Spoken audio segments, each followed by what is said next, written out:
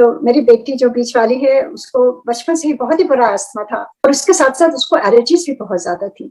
इतनी एलर्जीज़ थी कि मैं आपको बता नहीं सकती हूँ, पर मैं कहूँगी कि गुरुजी की जो शक्ति है, मैंने हमेशा पाया है कि कोई एक शक्ति होती है जो आपको हर एक विपदा से, हर एक रुकावट से, हर एक विघ्न से आपको हाथ पकड़ करके आगे ले जाती है।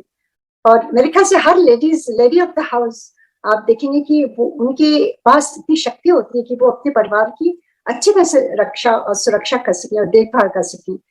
तो ऐसे ही मेरा मेरा सफर चल रहा था और उसको दूध से, मिल्क प्रोडक्ट से एलर्जी, उसको रोटी से एलर्जी, उसको फ्लावर से एलर्जी थी, उसको इनहेलर यूज करना पड़ता था और जब बहुत ज्यादा हो जाता था तो उसको नेबुलाइजर यूज करना पड़ता था। उस समय नेबुलाइजर आप घर में नहीं रख पाते थे, वो नया नया था, बहुत बल्कि होता था, आपको डॉक्टर के ऑफिस में जाना पड़ता था, वहां बैठना पड़ता था और स्टेरॉइड्स भी देने पड़ते थे। जैसे जैसे बड़ी हो रही थी, लोग कहते थे ठीक हो जाएगी, पर मेरे ख्याल से जैसे जैसे वो बड़ी हो रही थी और भी ज्यादा उसका सीवियर हो गया था अटैक।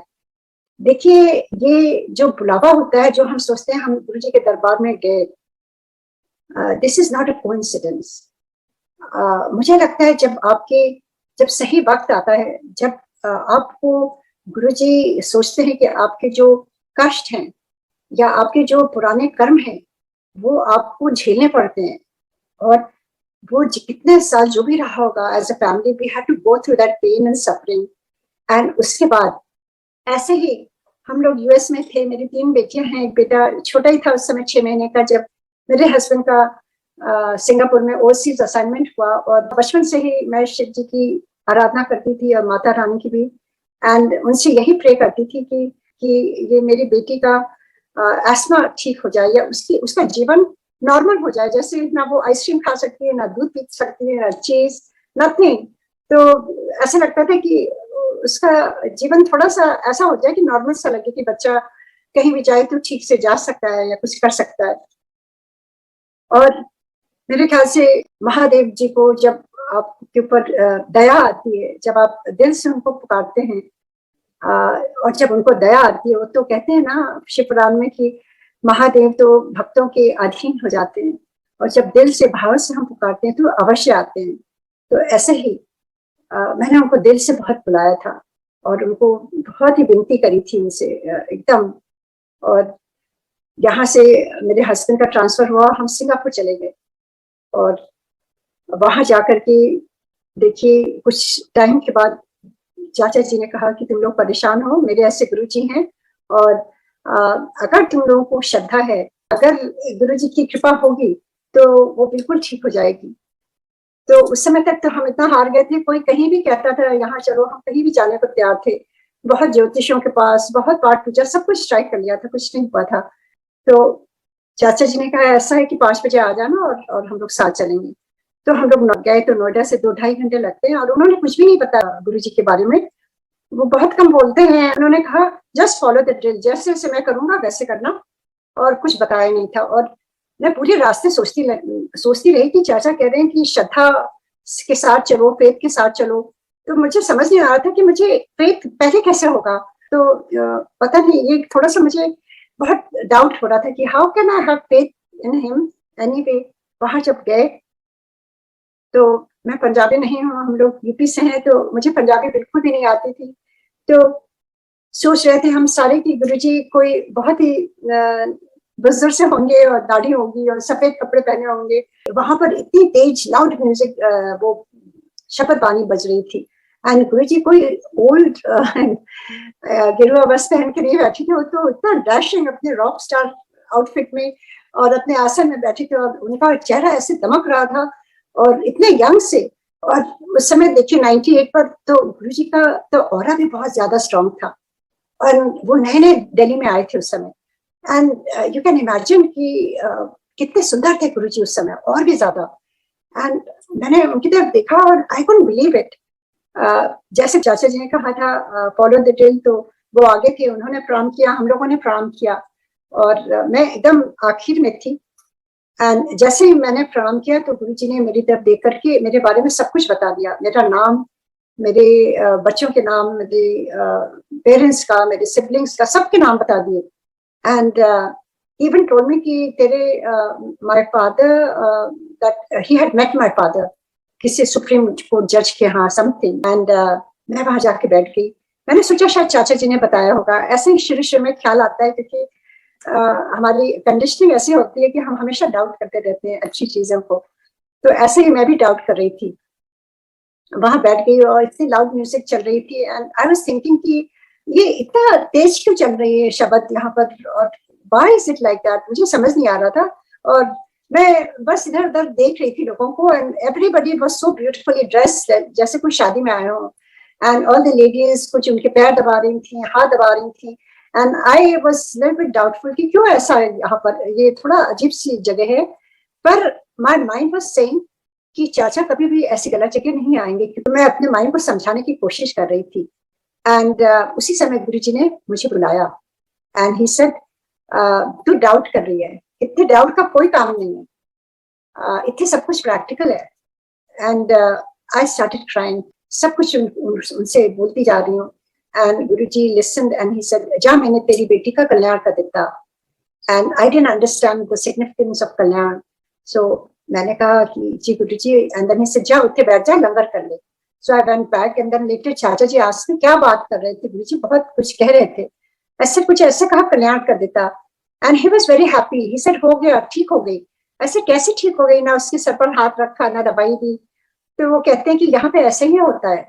एनीवे, जब वापस जाने का टाइम हुआ, जब गुरुजी को प्रणाम किया, ही टोल्ड मी कि कल फिर आई, तांबे का लोटा ले आई और चांदी का ओम ले आई। And Guruji told me exactly कहाँ से लाना है।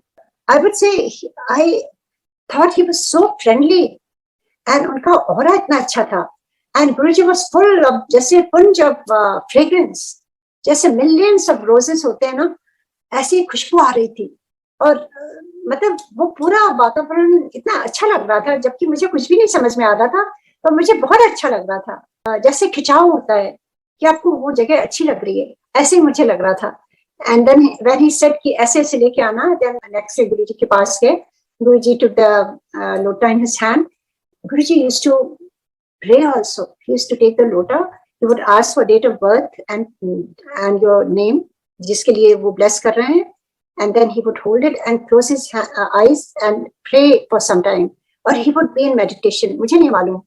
तो गुरुजी ने ऐसे पकड़ करके एकदम उसको bless किया, आंखें बंद करी meditation में for a few seconds, and then he gave it to me, and then he said ऐसे ऐसे इसको रात में भर करके पीना है पानी, रात में भर दो, सुबह आधा पी लो, आधे से नहा लो, एंड अपने आप से साफ करो। एंड वो चांदी का ओम उन्होंने कहा था इसको ऐसे दूध में डाल देना, कुछ उन्होंने इंस्ट्रक्शंस दिए थे, और कहा था कि इसको तुम सिल्वर की चेन में कहा था कि इसको 51 दिन तक पहनना है। And then he had told few things, जैसे उन्होंने कहा था इसको अदरक की सब्जी खिलाना है, इसको चावल नहीं देना है, पता नहीं चावल, हमेशा गुरुजी कहते थे चावल और चुगली दोनों बंद कर देना है। एंड मेरी बेटी की तरफ देख के कहा आज से निंदा चुगली बंद, मेरी ब्लेसिंग क्यों लगेगी। So this was a very important lesson. और अगर वो विकारों से हम भरे रहेंगे तो वो ब्लेसिंग्स कहाँ जाएंगी। तो बहुत ही आवश्यक है ये समझना कि ब्लेसिंग्स पाने के लिए कुछ कुछ रिक्वायरमेंट होती हैं, और हर चीज कुछ भी पाने के लिए, देखिए अगर आपको अच्छा जॉब पाना है तो उसके लिए भी रिक्वायरमेंट होती है, आपकी क्वालिफिकेशन देखी जाती है, आपकी पढ़ाई सब देखी जाती है, आपका एक्सपीरियंस देखा जाता है, आपका कैरेक्टर देखा जाता है, आपकी रेफरेंसेस होती है, आपका बैकग्राउंड चेक होता है। और शादी के लिए भी हम लोगों ने कभी जब जाते हैं मैच मेकिंग के लिए, तो उसमें भी हम देखते हैं फैमिली कैसी है, लड़का कैसा है, हर जगह रिक्वायरमेंट होता है। तो व्हाई नॉट हियर, यहाँ पे हम ऐसा क्यों सोचते हैं कि हम बस अरदास करेंगे हमें सब कुछ मिल जाएगा। ही सेड मेरी ब्लेसिंग क्यों लगती है, आज से निंदा चुगली बंद। उस समय फर्स्ट एक्सपीरियंस ये हुआ कि Guruji knows everything, and my daughter had more faith at that time that I had, क्योंकि जब उसने गुरुजी को देखा, एंड शी सेड कि when I first looked at Guruji I knew he is the person who is going to help me. उससे पहले कभी भी उसे नहीं लगा था। तो ये बहुत ही इम्पोर्टेंट है कि जब आपको ब्लेसिंग मिलनी होती है, आप अंदर से आपको वो भाव आ जाते हैं, एंड वो उसको आया था। उस समय मैं डाउट कर रही थी। तो ऐसे ही हुआ और हम वापस चले गए सिंगापुर, और जैसे गुरुजी ने कहा था वैसे उसको जल पिलाने लगे, और वो ओम चांदी का पहना दिया था, एंड गुरुजी ने कहा था 51 डेज। तो एक दिन वो स्कूल से आई थी और बैठी हुई होमवर्क कर रही थी, मैं वहीं बैठी थी, अचानक ही वो ओम गिर गया। वो कहती है, मॉम रिमेंबर गुरुजी सेड 51 डेज। देखा तो 51 डेज एक दिन पहले उसी समय हुआ था। तो कुछ कुछ बातें गुरुजी की समझ में आने लगी कि कोई नॉर्मल गुरु नहीं है। एंड उसके बाद after some time we realise कि उसको तो एस्थमा का कोई सिम्टम ही नहीं है, ना उसको इनहेलर यूज करना पड़ रहा है। That was the last day she used inhaler, जब वो गुरुजी का दर्शन करने गई थी first time. That was the first last day. और कितने 3-4 महीने हो गए थे, इनहेलर भी नहीं यूज किया उसने एक बार, और कोई एलर्जी नहीं थी। And she started eating everything, she started going to the park. So बहुत ही गुरुजी को शुक्राना था, और मन मेरा इतना अंदर से भरा हुआ था कि सब जगह ट्राई कर लिया, कहीं कुछ नहीं हुआ। ये गुरुजी ने एक बार कैसे ठीक कर दिया, ये कोई नॉर्मल गुरु नहीं है। And I started in my heart, I started thanking him. And then I called chacha ji and I said, चाचा जी ये तो मिरेकल हो गया, मेरी बेटी बिल्कुल ठीक हो गई। And he was so happy. And I said कि हम आके उनको थैंक्स करना चाहते हैं, क्या लेके आए हो? तो उन्होंने कहा, गुरुजी कुछ नहीं लेते हैं। तो वो भी थोड़ा सा मुझे बहुत अजीब सा लगा कि कैसा डर है, क्योंकि हर जगह कहीं भी जाते थे पहले कुछ चढ़ावा देना होता था, कुछ पैसे देने होते थे, ये वो। ये कैसा दरबार है कि यहाँ पर सब कुछ वो देते हैं, लंगर प्रसाद, चाय प्रसाद, सब कुछ, और लेते भी कुछ नहीं है। So I was very very excited to go back again. तो मैंने सिंगापुर में कुछ कुछ शॉपिंग करके लेकर गई गुरु जी के दरबार में, और उनके चरणों पे रख दिया। गुरु जी कहते हैं की है, ऐसे गुरु जी थैंक यू सो मच, आपने बिल्कुल ठीक कर दिया मेरी बेटी को, आपको बहुत बहुत थैंक्स गुरु जी, मैं आपके लिए लेके आई हूँ कुछ। तो Guru ji looked at me and he was very happy. And then he did like this to my daughter, said एनु तो ठीक करना ही था, शिव जी की ब्लेसिंग थी। तो उस समय मुझे समझ नहीं आया कि गुरुजी शिव जी को क्यों कह रहे हैं, क्योंकि मुझे वहां पंजाबी के शब्द सुनने में आते थे एंड गुरुजी भी पंजाबी बोलते थे। तो मैंने कहा, शिव जी कहाँ से आए कि ये पंजाबी गुरुजी होते हुए शिव जी को कैसे मानते हैं, क्या है यहाँ पर? मुझे नहीं समझ में आ रहा था। एंड देन गुरुजी सेड की लाइए, ऐसे गुरुजी ये थोड़ा आपके लिए कहते हैं कि कोई लोड नहीं है, एक ही बांट दे सारा। तो संगत में ही सब कुछ बढ़ गया।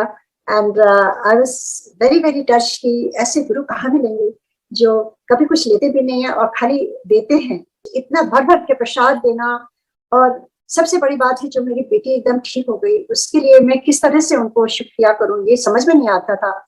एंड ऐसे ही हमारी जर्नी शुरू हुई गुरु जी के साथ। उसके बाद गुरु जी से इतना प्यार हो गया था कि हमें गुरु जी के दरबार से वापस जाने का मन नहीं होता था। क्योंकि देखिए, जब आप भगवान के समीप जाते हैं ना, आत्मा का परमात्मा से जब वो कनेक्शन होता है, then you know that this is the place that you have been longing for Mahadev, Shiv ji. And पर मुझे उस समय नहीं मालूम था गुरु जी शिव जी। मैं वहां बस अच्छा लगता था, वो माहौल बहुत अच्छा लगता था। बचपन से मेरा थोड़ा स्पिरिचुअल रिलीजियस बेंट बचपन से ही था। And I used to pray to Shiv ji and Mata ji, and I used to say कि आपके दर्शन कब होंगे, आपके दर्शन कब होंगे, एंड आई वांटेड दर्शन और शिव जी। एंड मुझे नहीं मालूम था कि गुरु जी दुनिया एक दिन सामने आ जाएंगे, महादेव शिव जी गुरु जी के रूप में आ जाएंगे।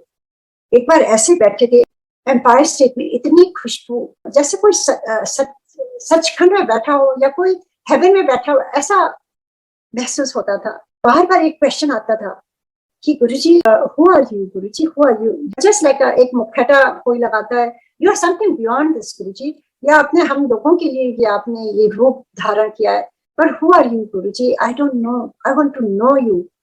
एंड ये बार बार ये क्वेश्चन मेरे दिमाग में आता था। एंड गुरुजी तो अंतर्यामी है, उस समय धीरे धीरे मुझे समझ में आ रहा था। वो जर्नी आपकी जो होती है ना, वो बेबी स्टेप्स, धीरे धीरे, उस समय भी अभी भी यही होता है। तो he knew that this question was bothering me, क्योंकि गुरुजी जब बैठते थे तो सारी संगत ध्यान में बैठ जाती थी गुरुजी के ऑरा से। एंड ऐसा लगता था कि हमें कभी ध्यान किया ही नहीं, और ये कैसे है कि गुरुजी के वाइब्रेशन से द होल संगत वाज इन मेडिटेशन। उनका जो ऑरा था, बिकॉज ऑफ दैट, और उसके बाद फिर वो मेडिटेशन से बाहर भी निकालते थे, वो डिफरेंट तरह के म्यूजिक लगवा देते थे, फिर हाथ से प्रसाद देना शुरू करते थे, फिर लंगर प्रसाद सब होता था वहां पर। एंड एक परिवार में, गृहस्थ आश्रम में रह करके गुरु जी के साथ जुड़े रहना है, अपने सारे रिस्पॉन्सिबिलिटीज निभाते हुए गुरु जी के साथ जुड़े रहना है। This were Guru जी's words. कहते हैं मैं कुछ छुड़ाने थोड़ी ना आया हूँ, बस मेरे लिए थोड़ा सा समय निकालो, बस मेरे से प्यार करो, that's all. He was so kind. उनकी तरह कोई अनकंडीशनल लव आज तक कभी भी नहीं मिला होगा कहीं से भी। हम सारे गुरु जी को एकटक निहारते रहते थे, गुरु जी क्या खाते हैं, क्या पीते हैं। मेरा एक बहुत फनी एक्सपीरियंस है, शुरू में मैं गई तो अक्सर गुरु जी अपने पास ही बैठा लेते थे, तो मैं बैठी बैठी देखती रहती थी गुरु जी क्या कर रहे हैं, क्या कर रहे हैं। तो उनके लिए कटोरी में छोटा सा कुछ आता था, एंड गुरु जी उसमें से कुछ खाते थे, and out of curiosity I used to think Guru ji क्या खाते हैं। ऐसे मेरा हाल था उस समय, क्या पसंद है गुरु जी को, क्या खाते हैं। And I was thinking, and Guru जी तो अंतर्यामी है, उन्होंने निकाल करके अपनी कटोरी से मुझे दे दिया हाथ में और कहते हैं खा ले। And when I saw it was dry खजूर, and I felt so small कि गुरु जी तो वैसे भी कुछ सिखाते हैं, वो कुछ थोड़ा सा कुछ आया था उस पर क्यों मैं सोच रही थी। I really felt bad. पर गुरु जी ने कहा था खा ले, तो मैंने उसको मुंह में रखा। It was very hard to eat, it was dry खजूर, एंड उसमें इतनी बड़ी उसकी गुठली होती है। आई वाज थिंकिंग इसको भी मुझे खाना है, क्या करना है। So it was those early years was so funny experiences. उसके बाद गुरु जी के पास एक ग्लास में कुछ आता था, कवर्ड रहती थी glass, and I used to wonder Guru ji क्या पीते हैं, वो भी चाय प्रसाद पीते हैं कि वो दूध पीते हैं, कि गुरु जी पानी पीते हैं या कॉफी पीते हैं। I was just wanted to know. तो एक दिन गुरु जी ने थोड़ा सा पिया एंड मुझे दे दिया, तो I was so in awe. I thought मुझे होल्ड करने के लिए दिया है, so I was just holding it in the hand, and Guru ji looked at me after few seconds and he said पी ले, and my hands were shaking. मैं गुरु जी के ग्लास से कैसे पीऊं। सो इतनी संगत वहां बैठी हुई थी, सब लोग मुझे देख रहे थे, and I was trying to drink it. ऊपर से मैंने वो पिया, एंड गुरु जी चाय के साथ मैंने ऊपर से पिया उसको, and then Guru ji I was just holding. गुरु जी से जा किचन में रखिया, तो वहां किचन में मैंने सेवादार को दे दिया। चाय प्रसाद वाज नॉट चाय प्रसाद, इट वाज लाइक अमृत। उसमें पूरी फ्रेग्रेंस भरी हुई थी गुरु जी की। सो बहुत शुक्राना है गुरु जी का कि गुरु जी ने वो छोटी छोटी चीजें जो मेरे दिमाग में आती थी उसको पूरा सेटिस्फाई करके वो हाथ पकड़ करके आगे आगे वो ले जा रहे थे उस समय। एंड उसके बाद जब हम सिंगापुर आते थे बिल्कुल मन नहीं लगता था। वो डिवाइन लव, वो रूहानी प्यार जो होता है परमात्मा से, ऐसा लगता था, ऐसा लगता था कि आपको पूरा खजाना मिल गया and you were happy for no reason. कहीं भी जाती थी मुझे सारे अपने लगते थे, लगता था everybody is one family and everybody is nice, everybody is good. उसके बाद जब वापस मन नहीं लगता था तो अक्सर हम लोग गुरु जी के पास चले जाते थे। एंड गुरु जी ने कहा था ये 5 जो मेन सेलिब्रेशन है, महाशिवरात्रि का, न्यू ईयर्स ईव का, महाशिवरात्रि, बैसाखी, और फिर गुरु जी का जन्मदिन, और फिर गुरु पूर्णिमा, ऑल दीज जो मेजर मेजर सेलिब्रेशंस थे बड़े मंदिर में, गुरु जी कहते थे जरूर आना, मेरी स्पेशल ब्लेसिंग्स होती है उस दिन, जरूर आना ब्लेसिंग्स के लिए। एंड एक बार क्या हुआ, शुरू में गुरु जी बहुत बात करते थे, बहुत बात करते थे। एवरीबडी, इन लॉज सबके बारे में पूछते थे, एंड दुनियादारी भी पूछते थे। एक बार किसी के घर जैसे गुरु जी वहां पहले तो 7 दिन बैठते थे, फिर गुरु जी थर्सडे टू संडे बैठते थे। Then he asked me one day, तू थर्सडे टू संडे इतने आती है, तो मंडे टू वेडनेसडे कितने आती है। सो आई सेड गुरु जी यहाँ पे मेरे बहुत रिलेटिव्स हैं, तो उनको मालूम है वो थर्सडे टू संडे मैं कहीं नहीं जा सकती, मैं यहाँ आती हूँ, तो मंडे टू वेडनेसडे जब बुलाते हैं तो मैं चली आती हूँ उनसे मिलने के लिए उनके घर। And Guru ji looked at me and he said, और जाके निंदा चुगली सुनती है। And that was exactly that was happening. आप जब रिलेटिव्स में इंडिया में जाओ तो वो यही बातें करते थे कि उसकी शादी में ये नहीं, मुझे नहीं बुलाया, ये नहीं किया, वो नहीं किया, all that. Out of respect I used to just say I didn't know anything, and Guru ji knew everything. And then he said, आज के बाद तू जिथे जाना मेरा सत्संग किया कर, अपना भी कल्याण कर, दूसरे का भी कल्याण कर। This were Guru जी's words. कई सालों बाद उसके मैं एक दिन सोच रही थी जब गुरु जी ने चोला छोड़ दिया कि what is my life purpose. हम इस दुनिया में आते हैं खाली ये वर्ल्ड के लिए नहीं आते हैं। There is a specific reason why we are sent on this earth. What is my purpose. And Guru ji came in my dream and said, तेनू दसा था ना, उनका मतलब था मैंने बताया था ना, तू भूल गई, तो जिथे दा जा उत्थे मेरा सत्संग कर। And I it remembered, it just came to my mind, this is exactly what Guruji had told me. So that has become my life's purpose. कहीं भी कोई भी सत्संग कैसा भी हो, कोई भी बुलाना चाहे, कहीं भी सत्संग करना हो, आई एम ऑलवेज अवेलेबल. चाहे वो दिन हो, चाहे रात हो, चाहे सुबह 3 बजे उठ के सत्संग किया है, चाहे रात के 12 बजे भी मैंने सत्संग किया. It doesn't matter. This whole world is all Guruji. This whole time zone and all, nothing matters. रात दिन सब बराबर है. गुरुजी तो कभी भी नहीं सोते थे.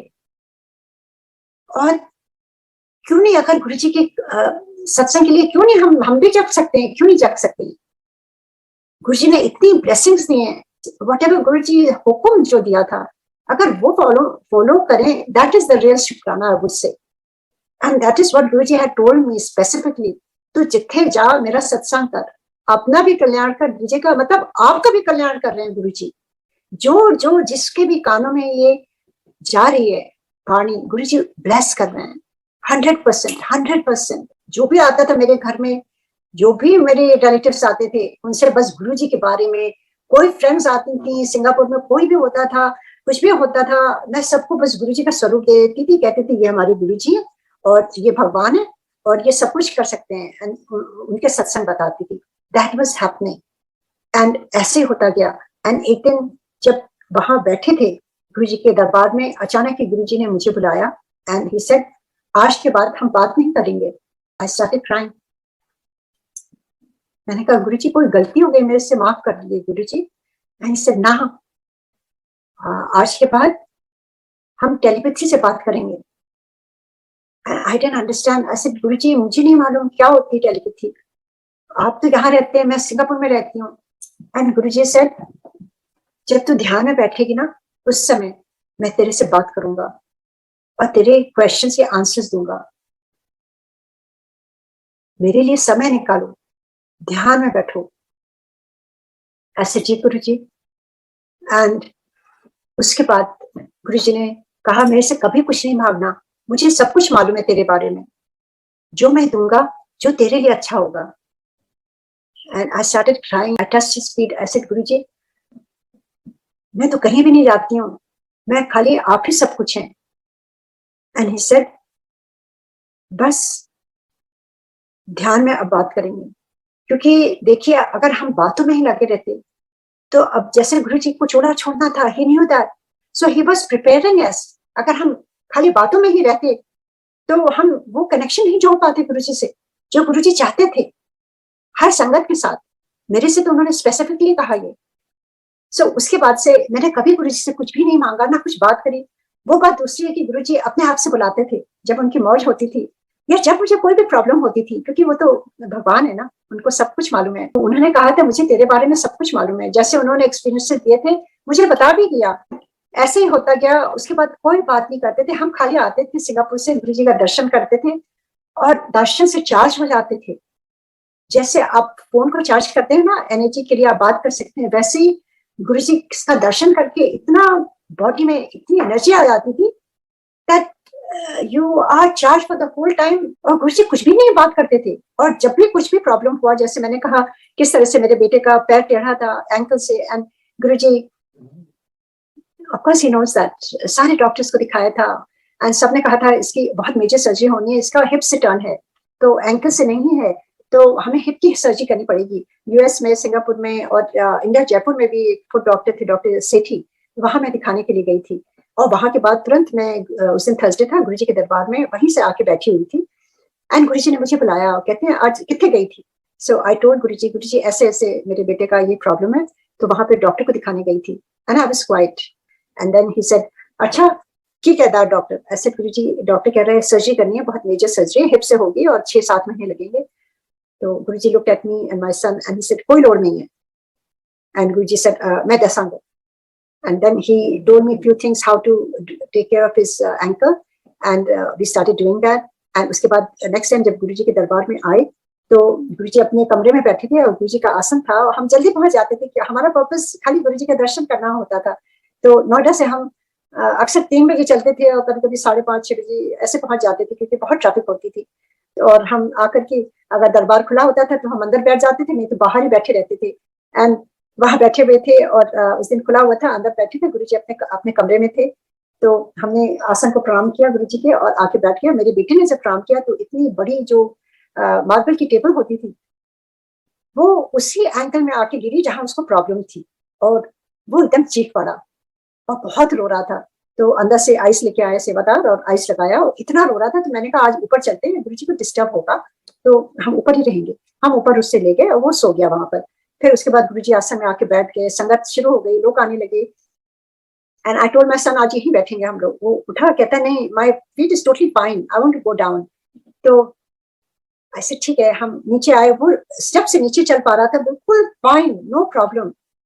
उसके बाद से उसका जो पैर टेढ़ा तो बिल्कुल सीधे हो गया। ये कौन कर सकता है? गुरुजी इज महादेव। महादेव के देखिए शिव पुराण पढ़ रहे हैं, उसमें जो जो पढ़ रहे हैं वो सारे गुण गुरुजी में है। एक तो वैद्यनाथ है महादेव, लाइफ कोई नहीं दे सकता। गुरुजी ने मेरे हस्बैंड को 2 बार लाइफ दी, मेरे इन-लॉज को लाइफ दी, मेरे पेरेंट्स को लाइफ दी, एक्सटेंशन कोई नहीं दे सकता है। So many relatives in my family I have seen. Life के अलावा आपके जो रोग होते हैं जो कोई नहीं ठीक कर सकता है, वो गुरुजी ने ठीक करे। जो सर्जरी से होना था, गुरुजी ने वो टेबल गिरा के उसके पैर में उसकी सर्जरी कर दी। ये कौन कर सकता है? ये महादेव कर सकते हैं। और मोक्ष कौन दे सकता है? खाली महादेव के हाथ में। भोग और मोक्ष दोनों उनके हाथ में। और गुरुजी भी, भोग भी आपको वर्ल्डली प्लेजर्स, वर्ल्डली आपकी चीजें देते थे, आपके कंफर्ट देते थे। अक्सर गुरुजी मेरे से कहते थे, आंटी तू जा ऐश कर जाके शॉपिंग पर, डायमंड खरीद, जाके कपड़े खरीद, पता नहीं क्या क्या गुरुजी बोलते थे। पर what I am saying is, जो शिव पुराण में लिखा है कि महादेव के हाथ में भोग और मोक्ष दोनों हैं। And Guruji at one time told somebody, जब मैंने मोक्ष देता, ये कौन दे सकता है? Guruji was 100%, he is Mahadev.